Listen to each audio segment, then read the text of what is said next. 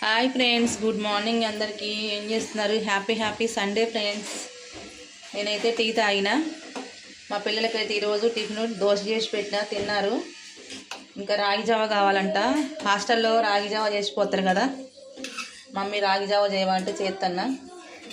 తను అది చేసి అక్కడ పెట్టేస్తే వాళ్ళే తాగుతారు. నాకైతే బొచ్చడ పని ఉంది, చూపిస్తాను. నిన్న ఇవి నిన్న అట్లా బర్త్డే కానీ వేసుకొని ఇప్పిన బట్టలు ఇవి పిండాలి. మామూలుగా బట్టలు చూడండి, పొల్లును ఉన్నాయి. ఈ బకెట్, ఆ బకెట్ కొన్ని ఇంకొన్ని మిషన్లో వేసిన. నడుపుతుంది మిషను. సండే వస్తేనే బట్టల పండగ కదా. సండే అంటే హాలిడే కాదు, బట్టలకి పండగ. నేనైతే బట్టలు చాలా ఉతకాలి ఫ్రెండ్స్. మరి ఎట్లుంటుందో ఏమో చూడాలి. బట్టలు ఉతకాలి, బయటికి వెళ్ళే పని ఉంది, బయటికి వెళ్ళి రావాలి.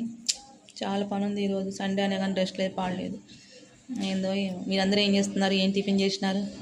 నేనైతే పని అంతా అయినాక టిఫిన్ చేస్తా, ఇప్పుడు చేయను. ఎందుకో తింటే నాకు ఎందుకో పని చేయబుద్ధి కాదు. పని అంతా అయిపోయిన తర్వాతనే ప్రశాంతంగా కూర్చొని తింటా నేను. నాకు అలవాటు ఉంది. ఎవరికన్నా ఉందా అలవాటు? ఉంటే అలవాటు మార్చుకోండి ఫ్రెండ్స్.